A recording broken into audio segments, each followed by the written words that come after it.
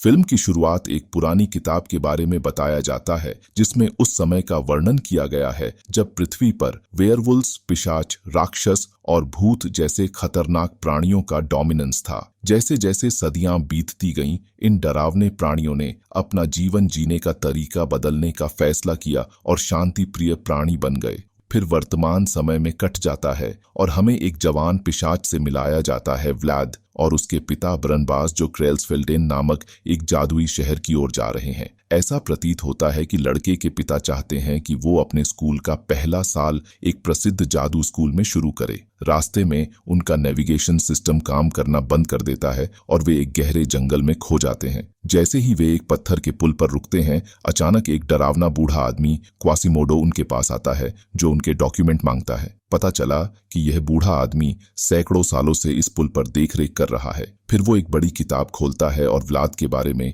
एक भविष्यवाणी करता है, जिसके बारे में उसका दावा है कि वो एक प्राचीन अभिशाप का हिस्सा है। बाप और बेटा दोनों उस जादुई सिटी के अंदर चले जाते हैं जो मेडिवल युग का प्रतीत होता है। यह बीचों बीच एक छोटा और अनोखा शहर है। सड़क पर गाड़ी चलाते समय एक साइकिल चालक अचानक उनके रास्ते में आ जाता है, जिससे बरनबास को इमरजेंसी स्थिति में ब्रेक लगाना पड़ता है। दोनों उस आदमी का हालचाल जानने के लिए बाहर निकलते हैं और पाते हैं कि साइकिल का एक पहिया मिस्टीरियस तरीके से छोटा हो गया है। तभी लोकल पुलिस आकर मामले की जांच करती है। व्लाद को अपने गले में एक गहरे रंग का क्रिस्टल पहने हुए देखता है, जो अधिकारी की टोपी बदलने जैसे जादू के करतब दिखाता है। इससे पता चलता है कि साइकिल का पहिया अचानक छोटा कैसे हो गया। व्लाद को ये नहीं पता कि ये सब उसके गले का क्रिस्टल कर रहा है। घटना को सुलझाने के बाद व्लाद और उसके पिता अपने नए घर पहुंचे हैं, जो एक प्राचीन चीजों की दुकान के ठीक ऊपर है। व्लाद को घर पसंद नहीं आया क्योंकि यह घर बहुत पुराना है और उसे लगता है कि यह ढाने वाला है,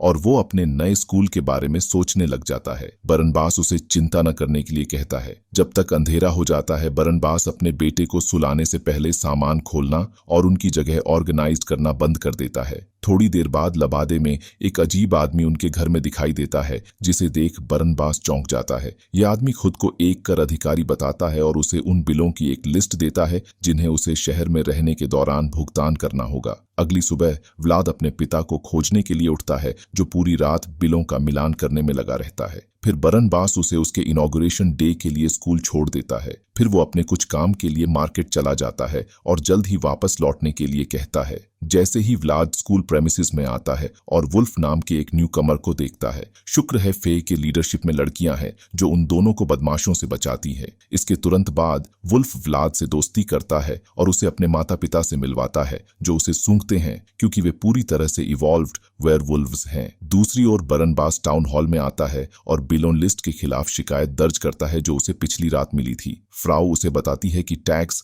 सभी नए रेजिडेंट्स के लिए जरूरी है। बरनबास ने बोला कि वो इतनी बड़ी रकम नहीं दे सकता और उससे इसे किश्तों में बांटने को कहता है। और तभी सिटी का मेयर आ जाता है, जो अपना बकाया चुकाने के लिए बरनबास से व्लाद के क्रिस्टल को बेचने के लिए कहता है। बरनबास इस बारे में निश्चित नहीं है क्योंकि यह उसके बेटे का है, इसलिए वो सोचने के लिए कुछ समय मांगता है। स्कूल में व्लाद अपने पिता के लौटने का इंतजार कर रहा है। तभी एक चौकीदार हन्ना पेल उसके पास आता है, जो सजेशन देता है कि उसे शुरुआती भाषण नहीं छोड़ना चाहिए। इसके बाद लड़का मेन हॉल में चला जाता है, जहां स्कूल की हेडमिस्ट्रेस अपना भाषण दे रही है। नए स्टूडेंट और उनके पेरेंट्स, हेडमिस्ट्रेस सभी नए को मंच पर बुलाती हैं और उन्हें एक लाइन में खड़ा करती हैं। कुछ ही समय बाद बरनबास आता है और दर्शकों में अन्य माता पिता के साथ शामिल हो जाता है। फिर हेडमिस्ट्रेस अपनी किताब से एक जादू दिखाती है जो सभी नए छात्रों को उनके असली रूपों में बदल देता है। भेड़िया अपने पिता की तरह वास्तविक वेयरवुल्फ में बदल जाता है, फिर एक नौका में,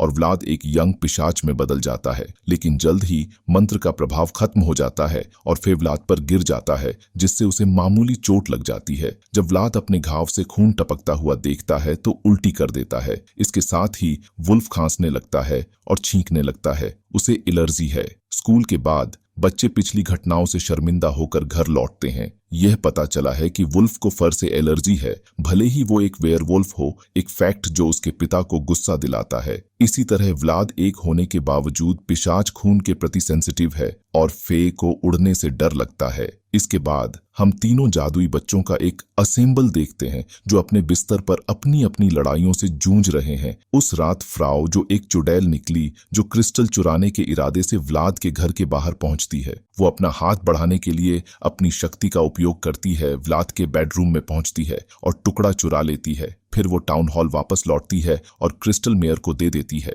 लेकिन अचानक टुकड़ा मेयर के हाथ से गायब हो गया और व्लाद के कमरे में वापस आ गया। इससे उन्हें एहसास हुआ कि खून का टुकड़ा एक रिकॉल मंत्र द्वारा रिजर्व है और इसे केवल तभी प्राप्त किया जा सकता है जब इसका मालिक इसे फ्री में दे। अगले दिन जब व्लाद स्कूल पहुंचता है तो वो देखता है कि छात्र फे का वीडियो देख रहे हैं। जैसे ही वो क्लासरूम में जाता है, वे नकली खून से लटपट होने का नाटक करते हैं जिससे वो उल्टी कर देता है। हन्ना पेल ने इसे देखा और तुरंत धमकाने वालों को रोका भी और उनके इस व्यवहार के लिए उन्हें डांटा। व्लाद का पहले ही बहुत कुछ हो चुका है और वो हमेशा के लिए शहर छोड़ने का फैसला करता है। जैसे ही वो जंगल से गुजरता है, उसकी मुलाकात फे और वुल्फ से होती है जो शहर से भागने की कोशिश कर रहे हैं। फिर तीनों एक साथ जाने लगते हैं। कुछ देर चलने के बाद वे पत्थर के पुल पर आते हैं जहां उन्हें क्वासिमोडो द्वारा रोका जाता है। वे तब तक शहर नहीं छोड़ सकते जब तक वे क्रेल्सफेल्डेन की भविष्यवाणी को पूरा नहीं कर लेते। जब बच्चे जिद करते हैं तो क्वासिमोडो उन्हें डराने की कोशिश में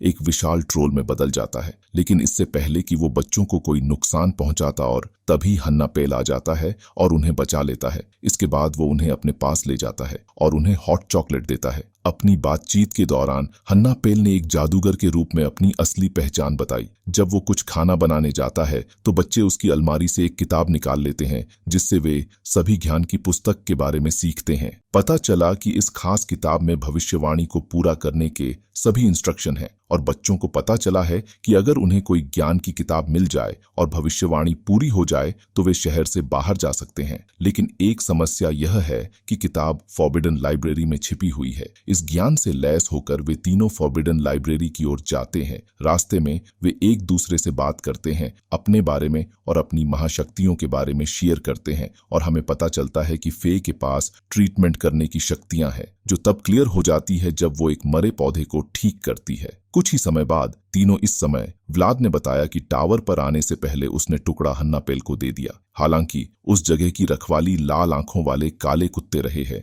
वुल्फ कुत्ते को अपना भोजन देकर उसका ध्यान भटकाने में कामयाब हो जाता है जिससे व्लाद और फे आगे बढ़ पाते हैं। दोनों जल्द ही एक गहरी खाई में पहुंच जाते हैं जिसे लाइब्रेरी तक पहुंचने के लिए पार करना पड़ता है। इस समय व्लाद छेद में इनविजिबल कॉलम्स का पता लगाने के लिए अपनी वेम्पायर सोनार शक्तियों का उपयोग करता है। यह उन्हें छलांग लगाने और दूसरी तरफ पहुंचने में एबल बनाता है। एल्सवेयर फ्राउ बरनबास का दौरा करती है और उस पर अपने लव स्पेल्स का उपयोग करती है जिससे वो उसके इंस्ट्रक्शंस का पालन करता है। फिर वो उसे अपने बेटे को खून का टुकड़ा बेचने के लिए मनाने का इंस्ट्रक्शन देता है। हालांकि बरनबास ने उसे बताया कि व्लाद स्कूल से भाग गया है और अभी तक घर नहीं लौटा है। लाइब्रेरी में वापस व्लाद और फे ने देखा कि जिस किताब की वे तलाश कर रहे हैं वो बहुत ऊंचे डिब्बे में रखी हुई है। एकमात्र सॉल्यूशन यह है कि फे को उस तक पहुंचने के लिए अपने पंखों का उपयोग करना होगा। ऊंचाई के डर के बावजूद भी उड़ने की कोशिश करती है और किताब को सफलतापूर्वक पा लेती है। इसके बाद अलर्ट काले कुत्ते से बाल बाल बचते हुए तीनों बाहर की ओर भागते हैं। फिर वे एक पेड़ के पास बैठते हैं और किताब पढ़ने लगते हैं। यह उन्हें विकेट भगवान लूसीफेर की कहानी बताता है जिसका लक्ष्य सभी पिशाचों, वेयरवुल्व्स और अन्य राक्षसों को बुराई में बदलना और इंसानों पर एक बार फिर गेन कंट्रोल करना है। वे अधिक जानने में असमर्थ हैं क्योंकि पेज को किताब से फाड़ दिया गया है और उन्हें लगता है कि उनके साथ कुछ बुरा होने वाला है। बच्चे अपने माता पिता को बताने का निर्णय लेते हैं। दूसरी ओर मेयर फ्राउ के जादुई शीशे की मदद से व्लाद का पता लगाता है और उसे ज्ञान की किताब तक उसकी पहुंच के बारे में पता चलता है। गुस्से से वो फ्राउ को सब कुछ करने का ऑर्डर देता है जो उसे चाहिए और खून का टुकड़ा उसके पास ले आता है। इसके बाद वो अपने मेडिसिन शेल्फ से उल्टा कर्स रखती है और इसे 3 बच्चों के बाद भेजती है। जादू जल्दी से उनके शरीर के अंदर अपना रास्ता बना लेता है। जैसे ही व्लाद घर पहुंचता है उसके पिता उसे खून का टुकड़ा बेचने के लिए मनाने लगते हैं। लड़के के अपोज करने के एफर्ट्स बावजूद जादू उसे ऐसा करने में अनेबल बना देता है।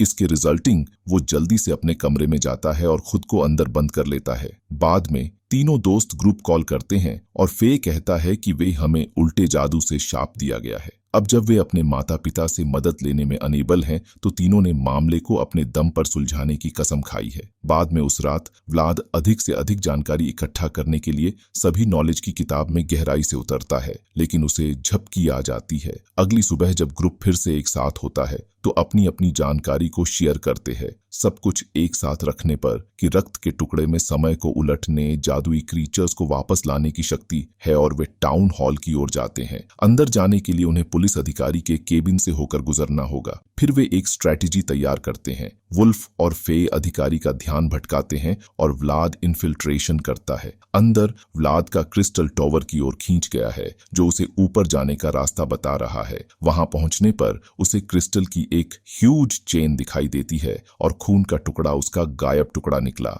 जैसे ही उसका क्रिस्टल ह्यूज क्रिस्टल के करीब आता है, समय उलटना शुरू हो जाता है। उसका बैकपैक पुराने संस्करण में बदल जाता है। इससे पहले कि आगे कुछ हो, व्लाद उसका टुकड़ा पकड़ लेता है और भाग जाता है। इसके साथ ही मेयर और फ्राउ को बच्चे की अपीयरेंस का पता चलता है और वे टावर की जांच करने के लिए दौड़ पड़ते हैं, लेकिन उन्हें कोई नहीं मिलता। इसके बाद मेयर ने बताया कि वो हजारों सालों से क्रिस्टल के टुकड़े कलेक्टेड कर रहे हैं, अब केवल लास्ट टुकड़े की जरूरत है। यहाँ ये पता चला है कि विकेड लॉर्ड लूसीफेर कोई और नहीं बल्कि खुद मेयर है। समय एक पल के लिए पीछे चला गया। सभी नॉलेज की किताब भी फटे हुए पन्ने सही हो गए। तीनों बच्चे भविष्यवाणी के बारे में पढ़ना जारी रखते हैं। वे न केवल मेयर को पहचानते हैं बल्कि उसकी सिनिस्टर प्लान को भी समझते हैं। सूर्य ग्रहण के दिन जो आज होता है वो शहरवासियों पर काले क्रिस्टल की रोशनी डालने का इरादा करता है, इसलिए उसने हमेशा के लिए शहर छोड़ने का फैसला किया। वुल्फ और फे उसके साथ जाना चाहते हैं, लेकिन उसने मना कर दिया कि शहर की प्रोटेक्ट के लिए उन्हें रुकना होगा। अगले सीन में तीनों पत्थर के पुल की ओर बढ़ते हैं और अपने दोस्तों को लास्ट टाइम बाय कहने के बाद व्लाद आगे चला जाता है। इस बार क्वासिमोडो भी उन्हें जाने के लिए बोल देता है, लेकिन एक अनएक्सपेक्टेड मोड में विकेड मेयर आता है और फे को मॉर्गेज बना लेता है। वो व्लाद को ब्लैकमेल करता है कि वो खून के टुकड़े को 1 घंटे के भीतर टावर पर ले आए, वरना वो उसके दोस्त को मार डालेगा। कोई ऑप्शन न होने पर व्लाद और वुल्फ फे को बचाने के लिए टावर की ओर बढ़ते हैं। वहां पहुंचकर व्लाद ने खून के टुकड़े को लूसीफेर को दे दिया और फे को छोड़ दिया और सूर्य ग्रहण के कारण अंधेरा हो जाता है। मेयर उस टुकड़े को विशाल क्रिस्टल के साथ जोड़ देता है जिससे लाल रोशनी निकलती है, लेकिन इससे पहले कि क्रिस्टल जाग सके रक्त का टुकड़ा गायब हो जाता है। तभी हन्ना पेल वापस लौट आता है। ये देखकर वुल्फ इतना गुस्सा हो जाता है और एक ह्यूज वेयरवुल्फ में बदल जाता है और मेयर को मारने लगता है और जल्द ही उसको एलर्जी शुरू हो जाती है और वो वापस अपने इंसानी रूप में आ जाता है।